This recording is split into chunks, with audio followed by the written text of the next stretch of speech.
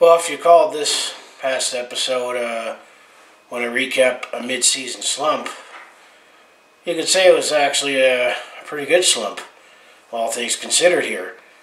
Anyway, it's time for another episode of...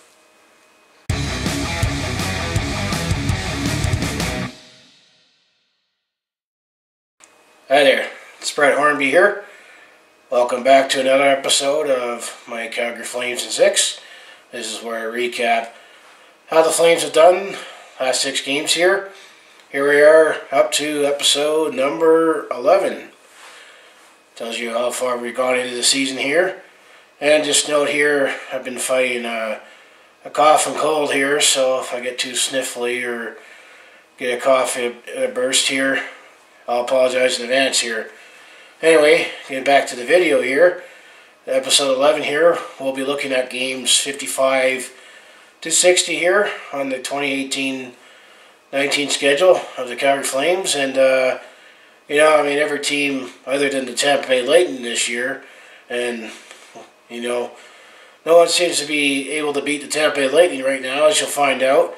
But every team seems to go through a little bit of a mid-season slump or a slump sometime this season here, and there's been a couple teams in particular that, start off really slow and then go on to win over 10 in a row. I'm looking at you, Chicago and St. Louis, but, every team seems to have it, and this happened to the Flames in this episode, or when I recap here, and, it actually didn't turn out too bad. I mean, we were on the wrong end of a couple shootouts, and the media probably would have made it sound like it's doom and gloom if we won those shootouts.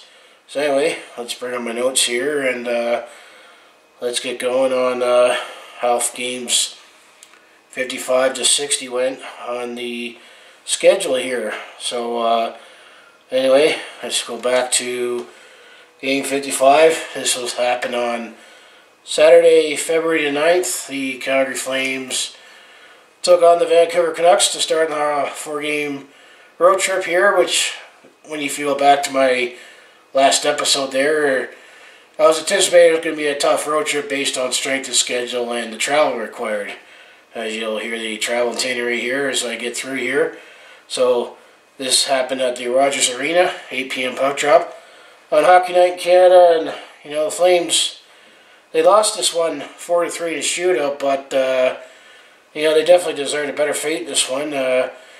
Jacob Markstrom, he stole this one and should have called the police on him for robbing us the point of that game, because he literally stole this one away, and that's what happens when you lead things a chance in a shootout here. That it's basically a coin flip here. So how to summarize this game before getting the shootout here is that Vancouver and Calgary, they traded goals in the the first period here, make it 2-2.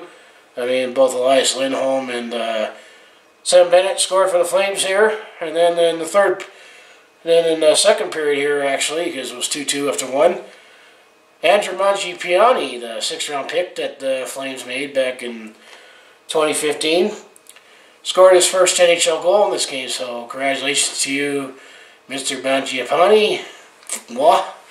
And made it 3-2, and then Brock Besser tied it up for the Canucks late in the second there, so it was a 3-3 game.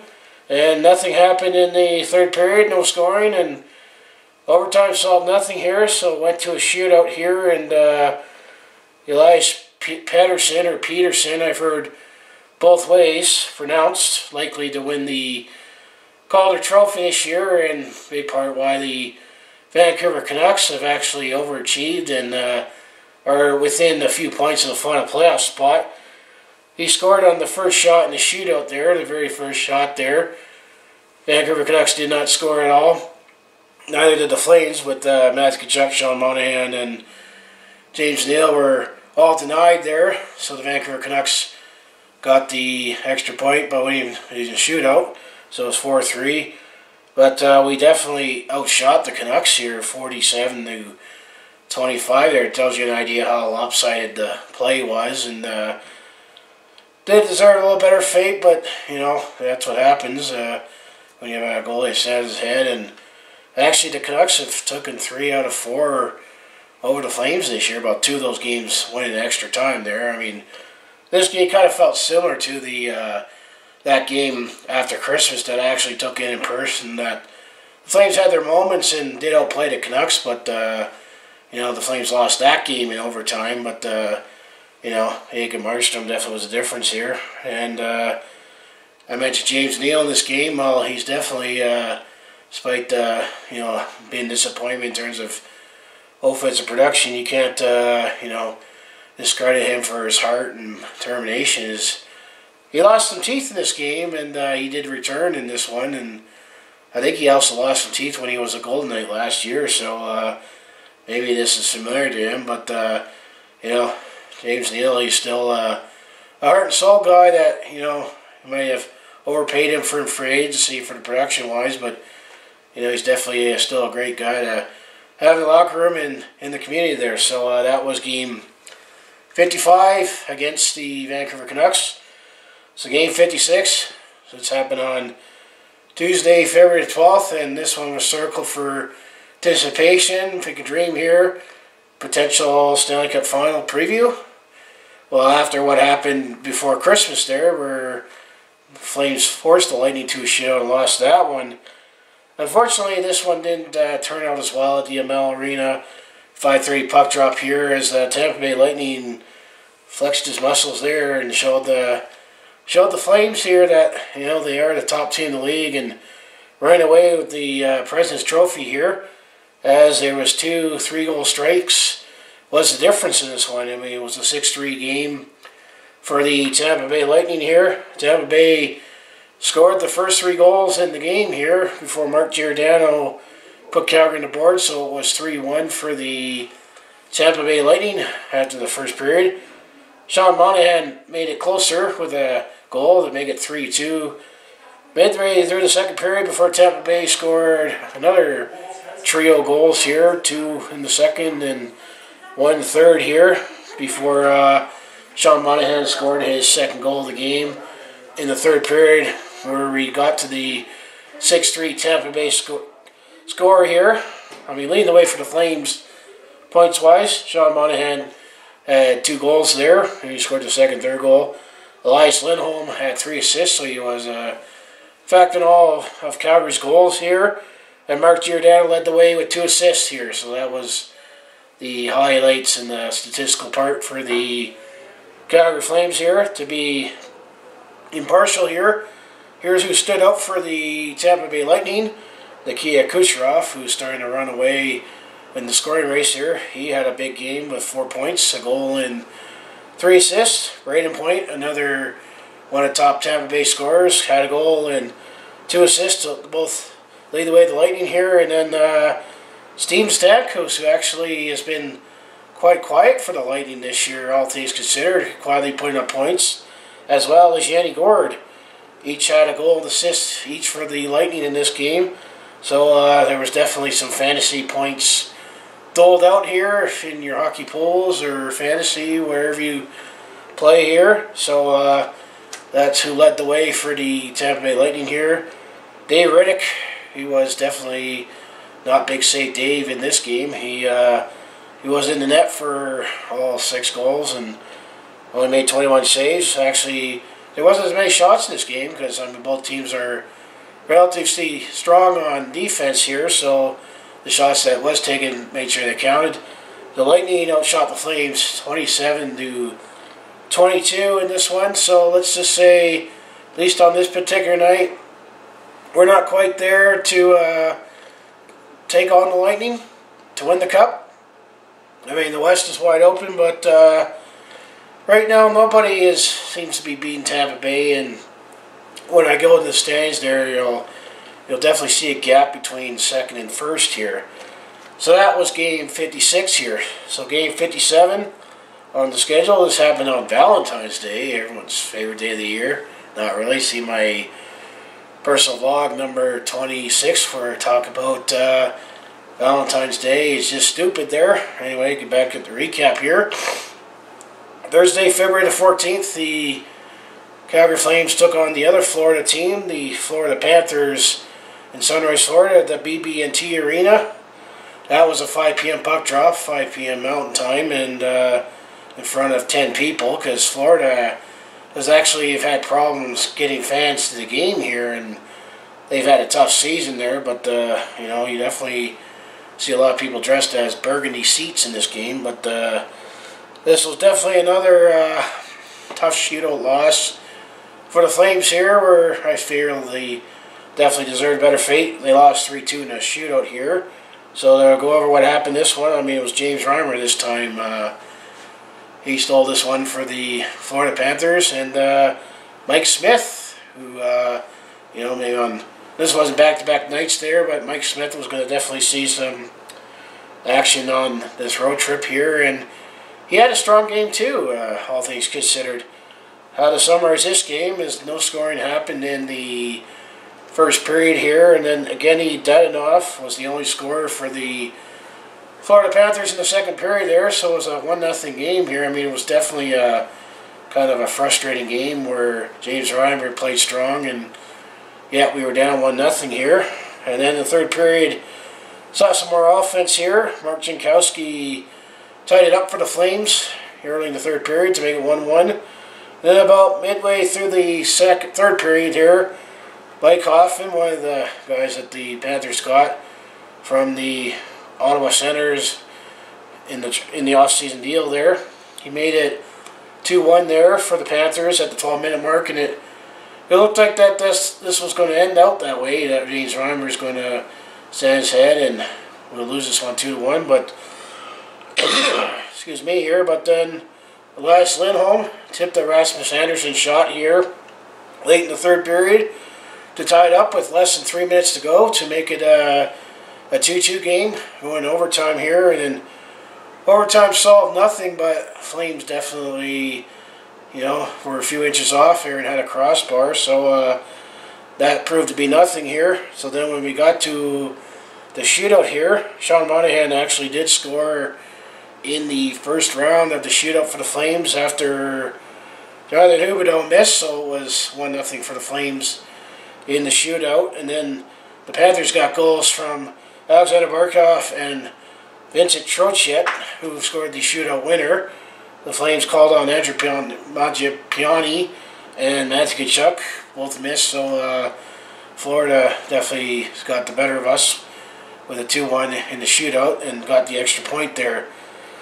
Once again, the Flames outshot the Florida Panthers 43-32 in this one, so we definitely outplayed them and definitely had the A+ for an effort there.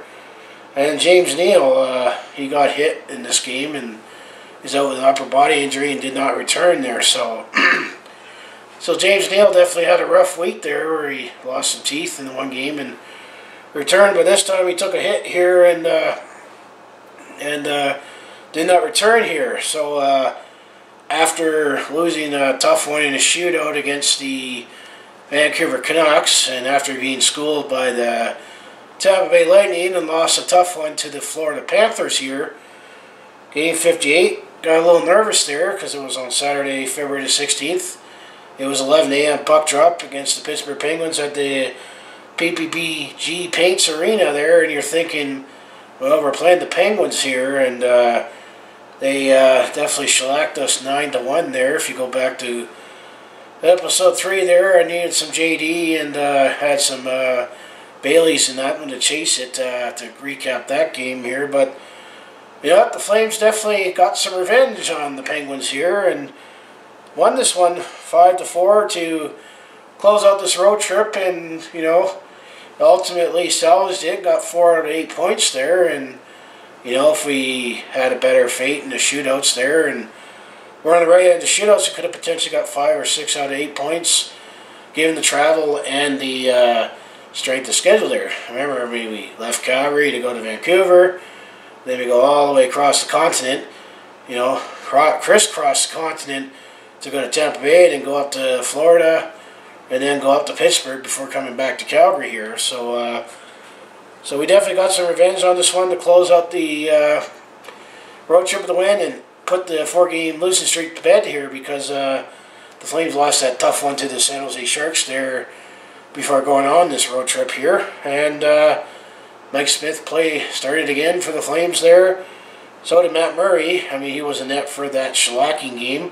So how this game go for the Flames went very well in the start there. Andrew Mangiapane opened the scoring there in the first period there and then Jake Gensel for the Pittsburgh Penguins scored it late in first. It was 1-1 after one. And the Flames looked a lot better, so, good signs there. Second period was definitely a wild one here, as both the Flames scored 2 goals in rapid fashion early in the second period there. Michael Frolik and Austin Czarnik scored for the Flames to make it 3-1 there, and then Sidney Crosby on the power play made it a 1-goal game to make it 3-2 Flames. About the 7-minute mark, and then the Flames got 2 goals late in the second period from Travis Hamonic and Sam Bennett to make it 5-2 for the Flames going into the third period there. So we're definitely looking pretty good there, considering the Pittsburgh Penguins have all this talent here, but they're actually fighting for a wild card right now in the Eastern Conference there. I'll just when I bring up the standings there, I'll show mention the playoff races for both sides of the league here. But in the third period here, Evgeny Malkin scored twice to make it a 5-4 game, and eventually Mike Smith shut the door for the Flames to preserve the win there, and which is definitely great for Mike Smith and his confidence in showing that, we have the goaltending that is good enough, despite what the media and many fans speculate on. We need to upgrade in net here. I'll talk about my thoughts on the trade deadline here when I'm done recapping the games. But so yeah, it was 5-4 for the Flames here against the Pittsburgh Penguins. The Penguins outshot the Flames 38-31 in this one, so Mike Smith had a strong 34-save performance here.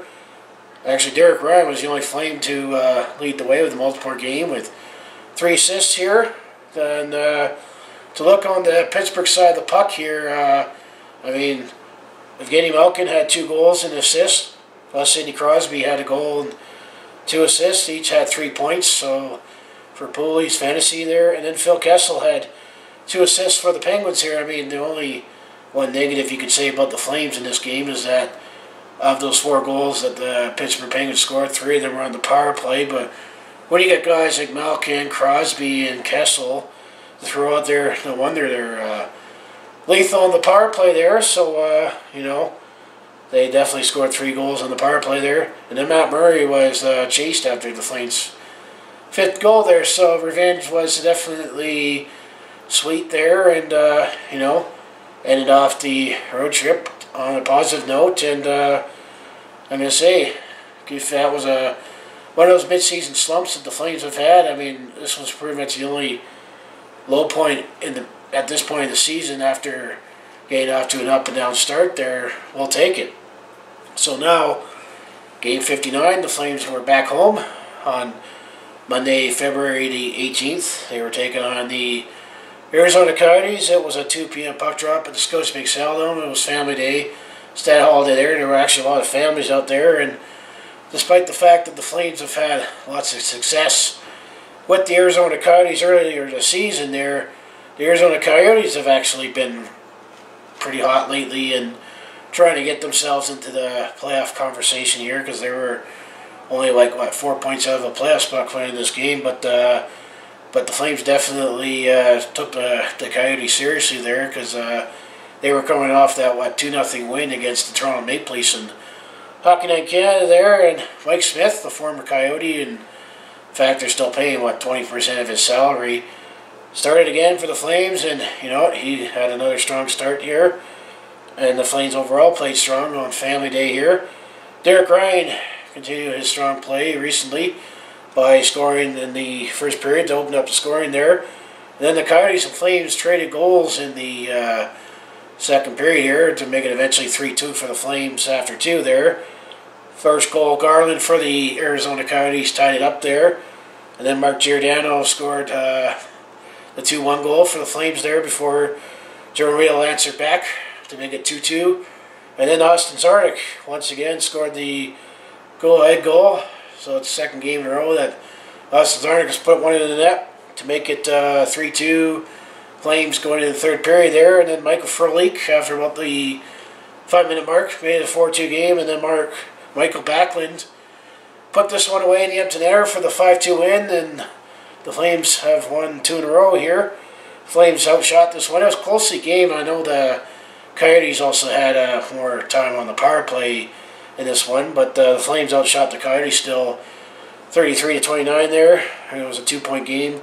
Many Flames had a 2-point game here from Michael Backlund, Elias Lindholm, Mike Frolik, Rasmus Andersson, and Mark Giordano. And speaking of Mark Giordano and Rasmus Andersson here, coming in this game, I guess just like myself, they're underdog lately. TJ Brody was not feeling well this game, so he didn't draw in the lineup. So actually Rasmus Andersson played on the top pair with Mark Giordano there, and he actually played very well there. And then in case, wondering who's that extra defenseman that the Flames have had around, well, they've had the plugger Dalton Prout, who draws in, was playing on the bottom pair with Oliver Shillington there. And all I can say about Dalton Prout is he's just an extra body there. Let's say if you don't notice him, then he had a good game. That's all I can say about Prout, because he does have some sandpaper to his game, but he's not around to score points. If he's just a sound defenseman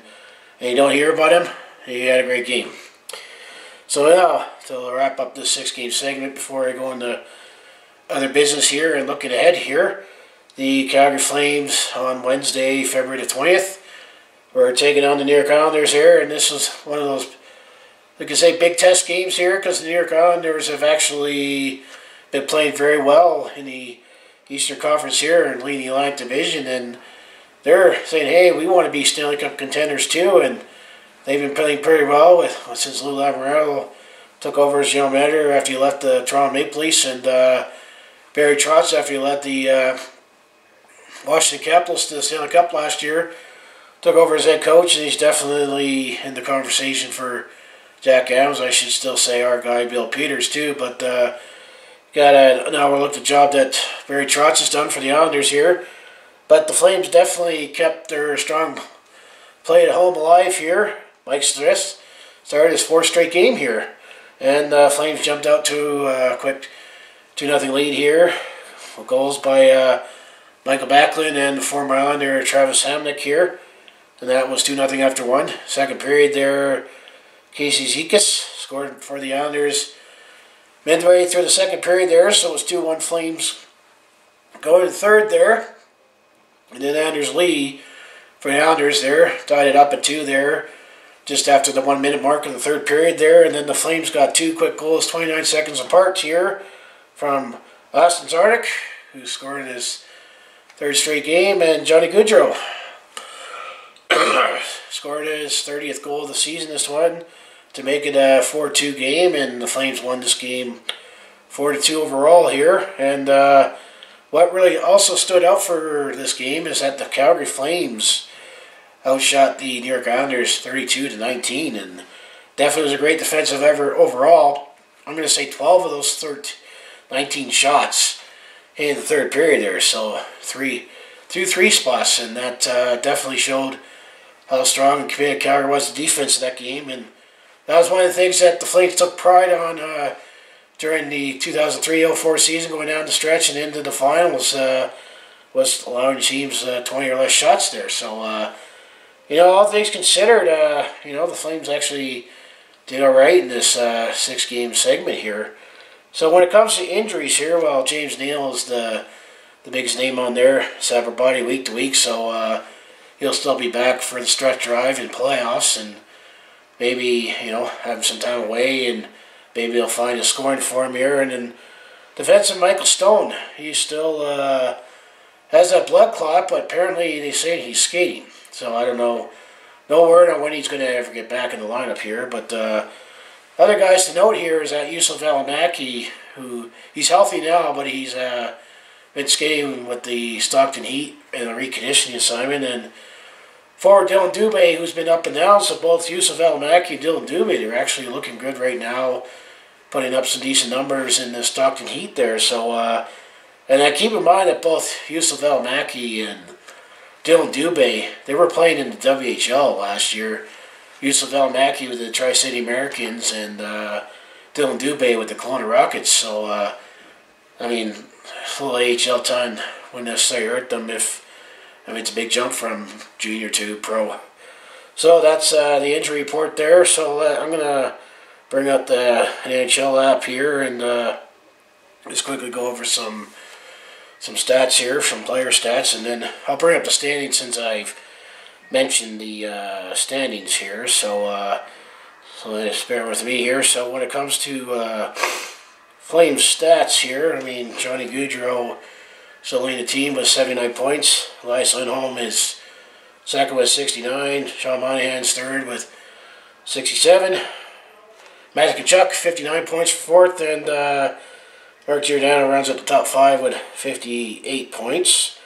So for goals here, well, Johnny Gaudreau has 30 first.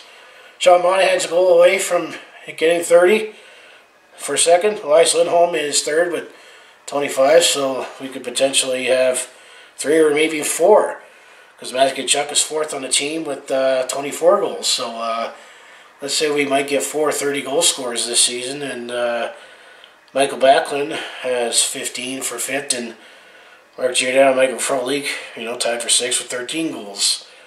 So then when it comes to assists here, Johnny Gaudreau's leading the way with 49 assists, and then Mark Giordano second with 45, and Elias Lindholm 44 for third. Sean Monahan is fourth with 38, and Matt Tkachuk 35. So that's just a quick, player stats leaders. And then when it comes to goalies here, well, Dave Riddick has a 266 goals against average, and Mike Smith 302 save percentage. Riddick is still 911, and Smith is 892 here. So when it comes to wins, I'll give the whole record here. Well, Riddick, I mean, still nothing to sneeze at. He's 25-5 overall, and then Mike Smith, I mean, his numbers are slowly getting better, actually. He's 17-11-2. So that's the statistical story for the Flames here. So when it comes to standings here, the Flames are still first in the Pacific Division. After 60 games, they're 37-16-7 with 81 points. And they're actually still first in the Western Conference here. San Jose has 78 points in 60 games for second in the Pacific there. Vegas Golden Knights, oops, phone just turned off on me. Vegas Golden Knights are third in the Pacific, 62 games. They have 69 points here. So if you look at the Central Division here, the Winnipeg Jets have 76 points in 60 games. For first in the Central, Nashville in 62 games have 75 points. And then the St. Louis Blues, they were at the bottom of the Western Conference here, now third in the Central in 59 games. They got 69 points, so that's the top three. First wild card belongs to Dallas. They have 59 games. They have 63 points. And then the Colorado Avalanche in 60 games have 61 points there. And the teams outside looking in, well, Chicago's just behind and has 61 points in 61 games. Minnesota has 60 games, 60 points. Arizona, 60 games, 59 points. And then Vancouver, 60 games, 59 points. So, I mean, the bottom of the Western Conference right now is the Kings. They have 59 games, they have 52 points. I mean, that's 9 points, but, I mean, I would still cut the line off around where the Vancouver is. So that's the Western Conference standing. So if playoffs were to begin right now, the Flames would be hosting the Colorado Avalanche, which I like that matchup, and then the Jets would be hosting the Dallas Stars, and then San Jose would be hosting Vegas, and Nashville will be hosting St. Louis. So if we go down east here, well, the Tampa Bay Lightning are first overall here in 61 games. They're 46-11-4 with 96 points. So there's a 15-point gap between Calgary and Tampa Bay for first overall there. I mean, no one's catching Tampa Bay at this pace, so that's first in the Atlantic there. second in the Atlantic is Boston and 61 points. They have 80 points. So Boston actually is just behind Calgary here.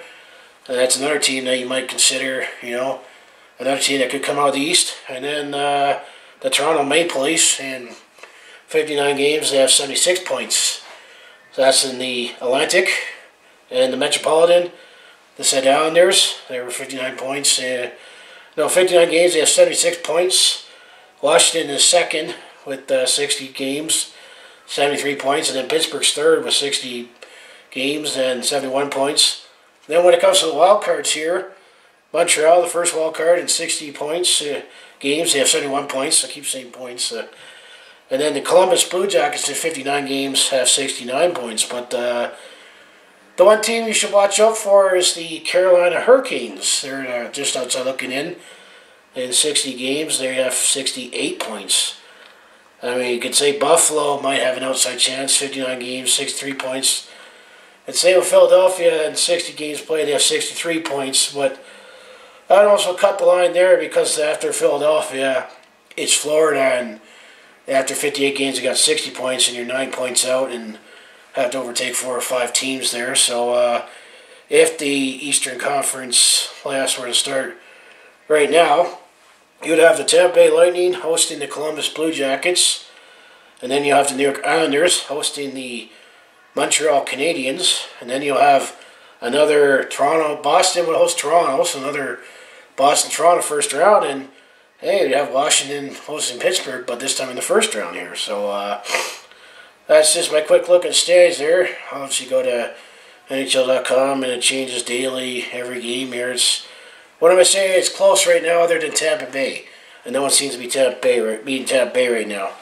So when it comes to the trade deadline, I personally think the Flames, they don't need to do too much here in my mind. I mean, there's a rumor to be in the Mark Stone sweepstakes, who actually is the brother of Michael Stone, Michael Stone played for the Hitmen there, but I don't know, I mean, that price would be too high to get him from the Ottawa Senators, because they're obviously selling. And another guy that Calgary's rumored to be in is Matt Cigarello of the New York Rangers. Well, I mean, who are we going to give up? I mean, there's no one I really want to give up that's on the current roster right now that would make sense for someone who might only be with us for a couple months. And I don't think we're not in a position to give up picks or prospects, especially when a lot of our prospects are knocking on their door or in the NHL right now. So I think we should stand pat or just make one small move there. But the next episode will be after the trade deadline. And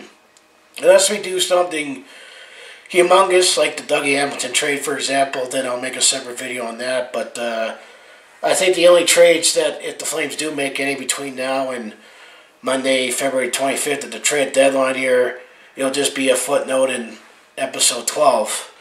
So that's my take on the trade deadline there, the silly season. So let's finally take a look ahead the next 6 games here before we wrap things up here.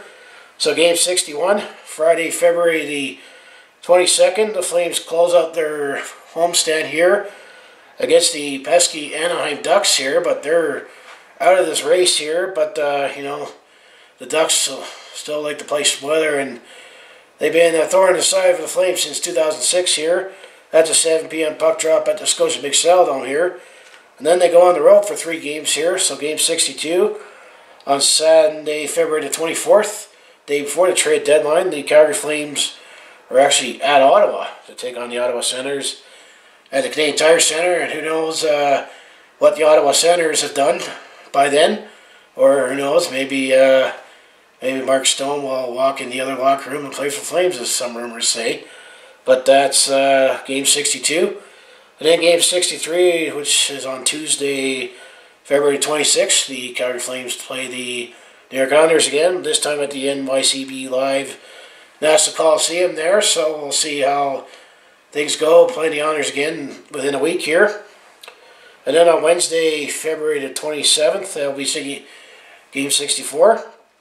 The Flames close out their brief Atlantic road trip here against the New Jersey Devils at the Prudential Center, 5 p.m.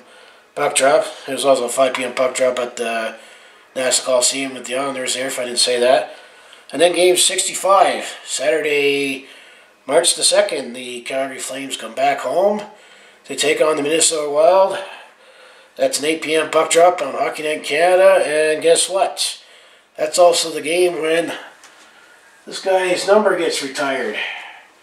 I would love to have tickets and be there for that, but, you know, ticket prices are through the roof for that one. But Jerome McGinlaw's number gets retired that night, so definitely hats off to Jerome McGinlaw on a career there. You can watch my tribute video. I mean, it's a 30-minute tribute video where I go over, you know, all the whole career, his accomplishments and that. But yeah, he definitely deserves to have his number retired by the Flames. And I think I'll make another video that debate about who else should be up there.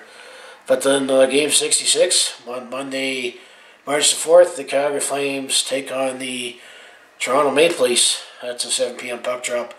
That's Go Big Salad there. So I think Calgary's going to have a more favorable March when you look at the schedule there. There's definitely a lot more red than white when it comes to home games as opposed to road games, and strength of the schedule here. So yeah, that's a lot more to take in for episode 11 of my Calgary Flames at 6 here. Of course, if you enjoy everything I do on my YouTube channel, just make sure you hit like, subscribe, and thank you if you are still watching me up to this point here. And of course, it was abnormal for me to put up 8 videos over the Family Day weekend, but I definitely had a lot of non-scheduled content that I wanted to get off my chest, and I just wanted to try to see how many videos I could do on that long weekend. It was cold, snowy, and you know, that was abnormal here, but expect maybe a couple of videos every week if you go on my channel weekly there. But I've definitely been a lot more active on this platform, and this is definitely one of the reasons I am a sports fan. I just want to, you know, show it to the world there, and you know, it's allowed me to actually follow these teams more closely in here. So anyway, if you enjoy everything I do, is make sure you like, subscribe, and I'll see you in the next video.